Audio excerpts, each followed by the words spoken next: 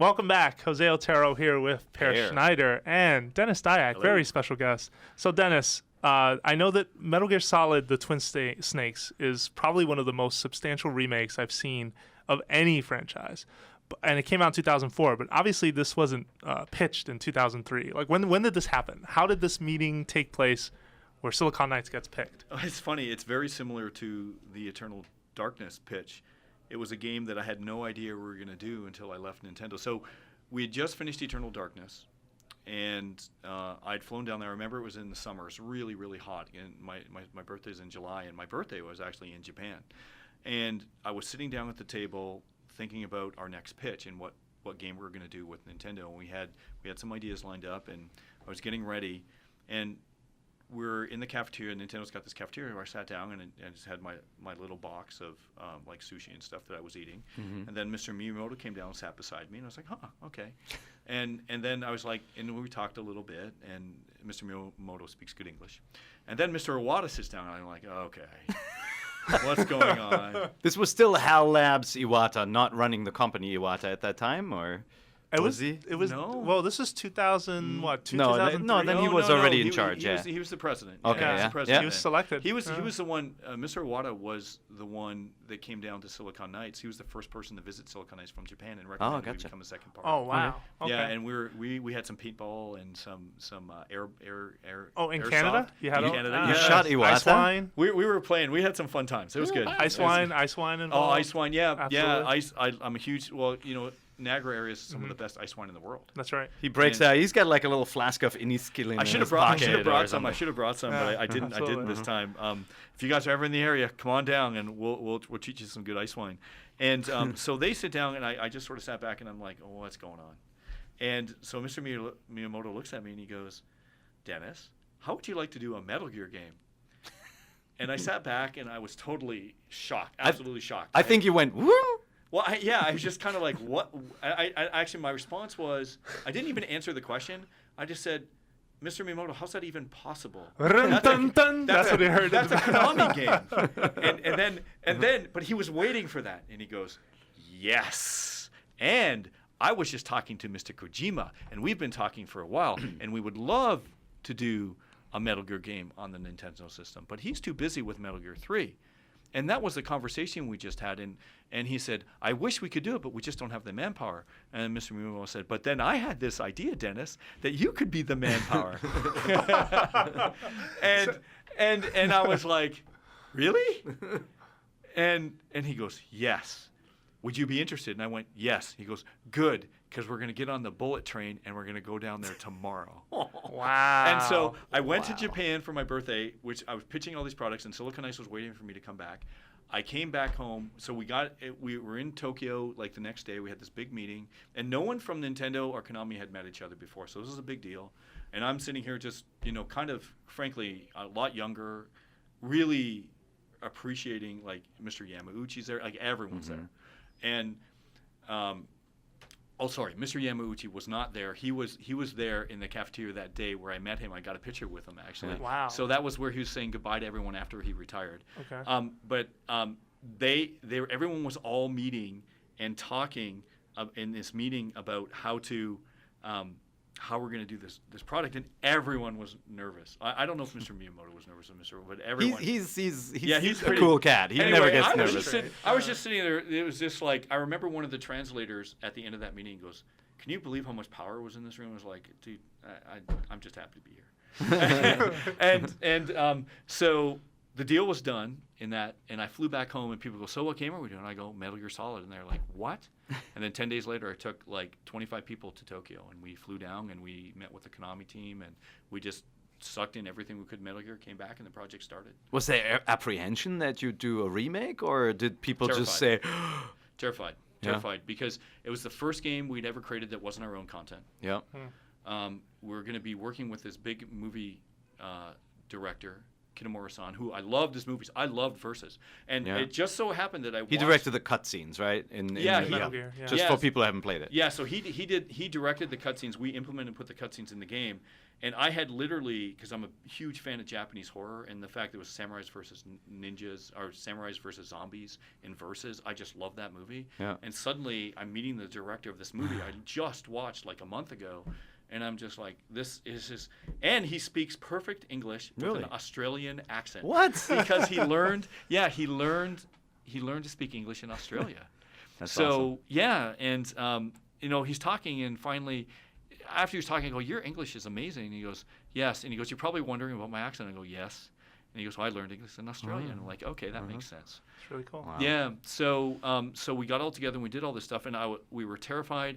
I was terrified at the stuff that he was doing from two levels. One, on the cutscenes, they were very, very production value, extremely high. Yeah. We had, in Eternal Darkness, we hadn't come close to anything that he was like flips and jumping on missiles. And I was like, how's that going to work? And then the other thing, how the Metal Gear fans going to respond, because until then it was kind of more realistic. It was a little more grounded. It was more grounded, and this was kind of like a lot of wire work and a lot of like crazy, I would say, martial arts type of cinemas. And I didn't even know how we're going to put them together. We didn't know how the engine worked. We didn't know how the AI worked, and we had to combine Metal Gear 1 with Metal Gear 2 gameplay. We had to combine our engine running on the GameCube with Konami's engine running on the PlayStation. It was, and we had to get it done fast. That's quite the patchwork quilt you have going there. Yeah, it was nuts, but it was fun. It was really different. And so it's kind of, as someone who's played the Metal Gear games over the years, right? Like you kind of forget which game introduced what, but it was, it wasn't. You actually had the ability to look in the first person in this game, and you could go into the lockers, right? Which you couldn't do in the original one. That's right. Yeah. So a lot of ideas from 2 sort of married into the original. We had to structure. go through every single environment and say, with the Metal Gear 2 game mechanics, where you could go first person, where you can go in the lockers, does this room work anymore? Yeah. And step by step, we went through everything. Well, even like search and clear routines, which was a big thing in 2, right? Where they would sort of look through a room and be like, clear, and they would signal to each other. Like there was a lot more, like AI had sort of changed a lot between Metal Gear Solid 1 and the second one on PlayStation. And you guys sort of inherited trying to make that work between both, which was just like, what? Like that's just... It was hard. It was I hard. can imagine. But it was fun, though. It was fun, and it was very, very different. And, one of the things, we worked really long hours and we blew off a lot of steam. One of the things that we did that was, pretty fun is we played Counter-Strike with Kojima's team. Oh, yeah. During Christmas, we had a tournament. But we had the ping advantage. And back then, we tried to set up the servers in Hawaii, and we had too big of an advantage from Japan, and so we were winning all the time. So after a while, they just started building these pyramids as we shot them. They stopped playing. It wasn't fair, but and that was back in the day when not Metal Gear, when Counter-Strike. I don't even think it was Counter-Strike 1.0. I think it was like Beta 3 at the time. I was a huge fan of Counter-Strike for the longest time. So awesome. So I would imagine then you had like full access to both Kojima, or at least most of that team's work. Like what were some of your takeaways from that? I mean, you basically peeked behind the curtain, like I guess deeper than any foreigner had on Metal Gear at the time. Yeah. Oh yeah. In the making of Metal Gear, I mean, right? Yeah. Well, first of all, it was a mystery how they even did some of the things that they did, and it came down to they are really, really talented and they work really hard. I thought it was going to be some like magic technology, or like when it came to clearing the rooms and stuff, all the AI, but it wasn't. It was just hard work. And if you look at the models, they would do models over and over and over again until they were just right, or they would build a specific model for a specific shot. Things I'd never thought about doing for a game. When we did Eternal Darkness, we had the one model built, and then that was it. We used it for every cutscene, where they would have different models built for different cutscenes if the polygons didn't quite work and bend the right way for a certain scene. I had never thought about doing. That's more of a movie set production idea, and that's why that stuff looks so good. And nowadays, you can build models that do look good from all angles, but back then you were limited in polygons. It was eye-opening. It was just like, wow. You learn to see how they do things, and it was different. It was different. So for this game though, like you see games like The Last of Us, a special edition comes out that runs in HD, versus the last one, or looks better. how both of them run in HC, right? How do you start with a game like that is so, I mean, is very old, right? Like the engine and everything is definitely a lot older than what the GameCube cranks out. Do you keep like the core framework of the game and then you build on top of it, or do you rewrite a lot of stuff? We wrote it from scratch. Okay. But how do you get the movement and the feel right then when you do that? A lot of hard work. That was the first sort of major milestone was getting the heliport working. Yeah. And getting the movement, the feel right, and we went through a lot of iterations. And it really was a combination of GameCube technology meets, looking at what they did in the PlayStation, and because the code you just can't copy over because it won't work. Right. So you have to look at the code, see what they did, and say, okay, how are we going to get this run on the GameCube? And that's essentially what you do. And we had a running engine from Eternal Darkness, so it was really a combination of all that. And then we'd done some research and development for stuff we're working on in the future, and we sort of combined it all. But the other thing that you guys touched upon earlier that was a big deal in the making of this thing, and I touched upon it earlier in the podcast, is Nintendo just doesn't want to do a straight translation ever. They just looked at it and go, we just can't do a reboot, right? And I'm like, no, I don't want to do that.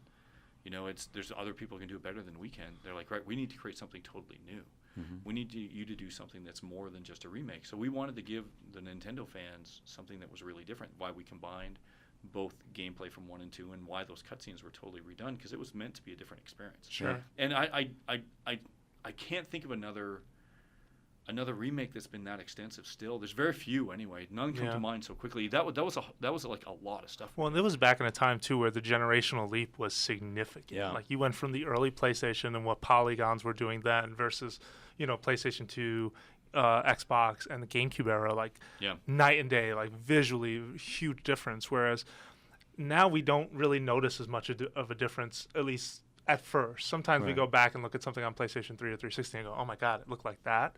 But it's not huge compared to, what I'm thinking of back then from 1998 and whatnot. For sure, and your brain fills in the rest too, right? Like when you nostalgia, absolutely. Like when I think of the original Metal Gear, like I can't help but think of the Snake model from Twin Snakes 2, right? Like, and then you go back, you're like, oh my God, he didn't have fingers, right? Like he just had these little blocks and 2 black spots. Yeah, like shadows on his face. And so let me ask you this: were you, as a Western developer, did you ever push back towards them a little bit and say, "Hey guys, as far as controller and control improvements, can we change anything?" Because at the time, Metal Gear Solid, like with 2 especially, you started to have to develop a very specific finger geometry and finger skills just to do very simple tasks. Like, was there any room in the discussion, or did they adamantly push back? Oh, no. So first of all, there was a lot of discussion at all times, and it was really a strategic decision of the more you change, the longer the development process is going to take. So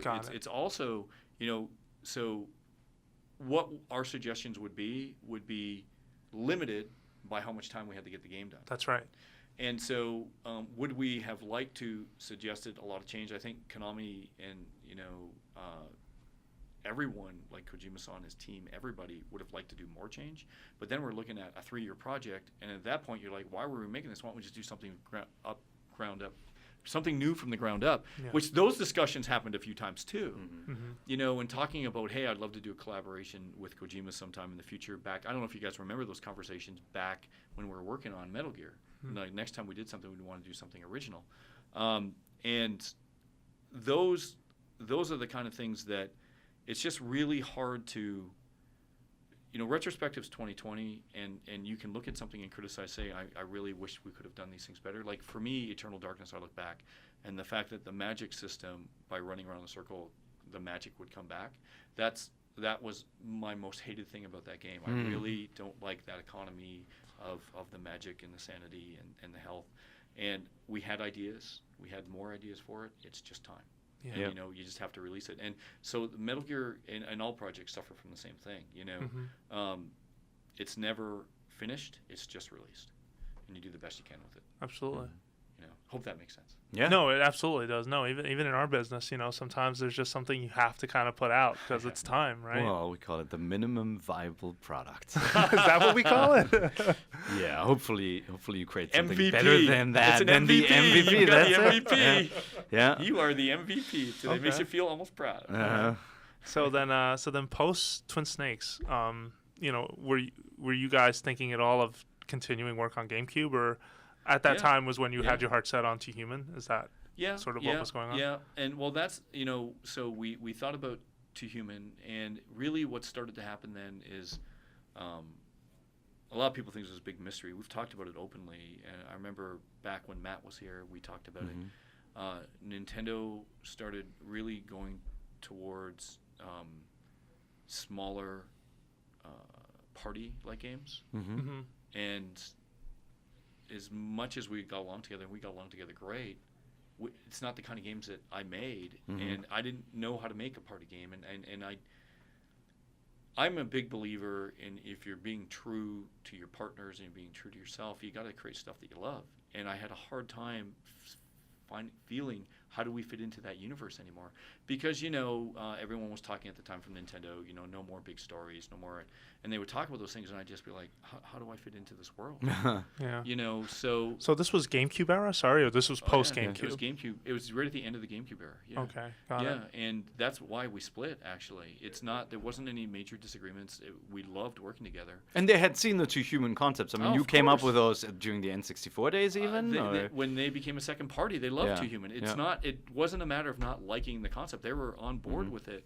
It's just there was a strategic. It's kind of like when you reset from the N64 to the GameCube.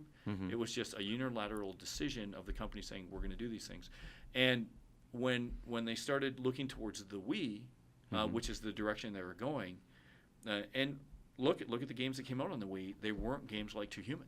Yeah. And so we saw this, and we had many discussions. And as much as we loved working together and trying to put it together, I was just like, what do I do? And they're like, well, how about you make some party games? And I'm like, well, we can make party games, but I don't know if we'll make good party games. Yeah. Eternal Darkness Party. That could be really weird. Juggle your head. Well, I've said this before, and I'll say it again. They were, and still to this day, one of the best partners we've ever had. They are really smart. They work really hard. They really care about their products, and I love Nintendo to this day. And I see a lot of people criticizing, and criticizing is easy. Criticizing is one of the easiest things that you can do. Anyone can criticize. Anyone can troll. Yeah, it's all anonymous out there. Whatever. But at the end of the day, those guys make really good games. And when it comes to who's going to survive in the future, and you guys have heard me before. A lot of people have heard me talk about commoditization and I guess the end of dominance of consoles. That doesn't mean an end for Nintendo, because they make the best games. Whoever makes the best content is going to win, are going to be around. It's just all about content now, whether it's on the mobile space, whether it's on your cell phone, whether it's on your PC, whether it's all cloud-based computing, whether there's still going to be consoles. Who knows? Who cares? But it's going to be about the content.